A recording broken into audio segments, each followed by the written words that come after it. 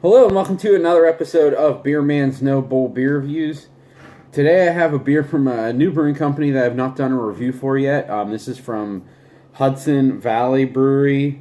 They are out of Beacon, New York. I think that's up in the mountains somewhere. But this beer is called Graven Image. It's a sour IPA. I'm pretty sure I probably had some Hudson Valley stuff at like bottle shares or something like that. But I don't think I've ever actually owned any cans myself. So we'll have to see how this is. I got this from the same guy who sent me the Destination Unknown beers. I had the Pina Colada one last night, which was actually pretty decent. So I'm interested to try this. And it is 8.0 ABV. So crack it open and see what we got. Sour IPAs are always kind of a weird thing for me.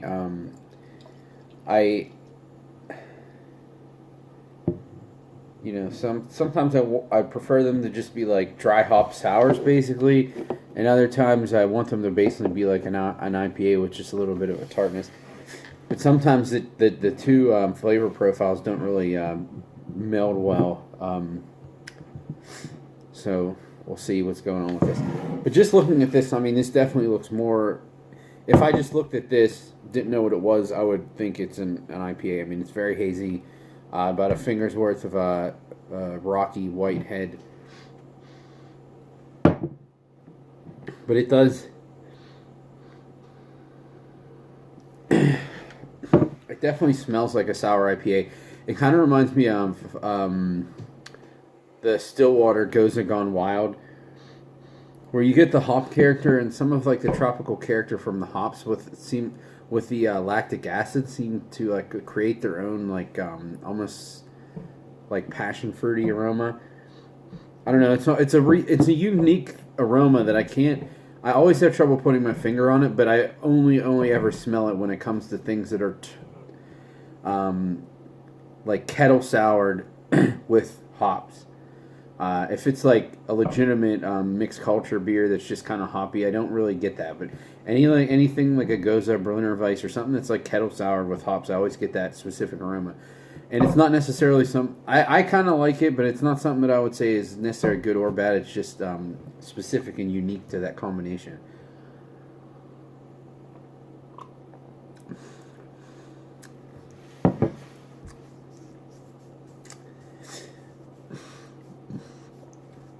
That's pretty good. Wow. And for some reason, that taste that goes along with that aroma that I was talking about sometimes comes off as like metallic, but I know that that's not what it is because it's something that I pick up with the hops kettle sour combination like every time. So I know that can't be like a metallic off flavor and a flaw in the beer from every single time I've had one. That just wouldn't really be possible. So it's just got to be some combination of those. But the interesting thing about this is very, very juicy, and the acidity, like it is a decent bit tart, but it feels like really natural. It doesn't feel like lactic acid from a beer. It almost seems like it's just like natural acidity from fruit juice. Like if you drink pineapple juice and orange juice, it has that natural acidity to it. That's what the tartness in this reminds me of, more than just like straight lactic acid from a kettle sour. I mean, it almost is like it's a little perfumey too. I'm curious what hops are in this. I don't know. I will say too, for some reason it seems like sour IPAs hold up longer than regular ones, which is I don't know the chemistry behind that. I know if something's hoppy and has Brett in it, it holds up longer because the Brett eats up all the oxygen, so the hops don't get oxidized as quickly. But I'm really not sure how that plays into lactobacillus, but that might be kind of the same thing. But if it's kettle sour, then the lacto would be killed off before it's even hopped. So I really don't know. But it seems to last longer because the can date on this is 12/11, and it's It's the day before St. Patrick's Day, so this is like 2.5 months old. And not that that's like insanely old for a super hazy IPA. Some of them can hold up for that long because they're just so chock full of hops. But I mean, this tastes like this just came off the line. Like this was their intention of what it should taste like. I wouldn't guess that there was any specific age on this at all.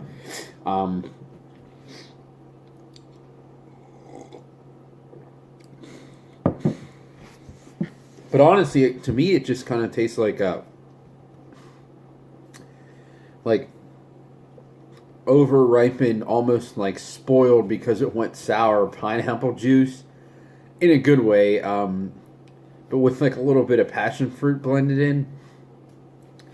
I can get down with this. This is really good, and now I'm excited for their other one. I'll admit this is probably one of the best sour IPAs I've ever had. And I will say it doesn't really... It's not super syrupy, which is good. Sometimes you get that with stronger IPAs. And I'm not really tasting the booze. The only thing I'm getting is I do feel it in the throat a little bit, but at 8%, you're going to expect that, so that's pretty normal. Yeah, I didn't pay for this, but if this is the same price as most of these things, like, $16 to $20, maybe even 22 because it's a double, I would definitely buy this again. I think this is really good. This would be awesome for a hot day. It's very refreshing. Like I said, it's really reminiscent of just like over-ripened sour pineapple juice. It actually might be dangerous because it's so easy to drink and taste so much like that you might not drink it with the appreciation that it's 8%. But I would definitely buy this again. This is really good. I hope that the other one I have is just as good. But I think that's all I got in this one. Please like, comment, subscribe. Excuse me. Let me know what you think, and I look forward to doing the next one. Thanks.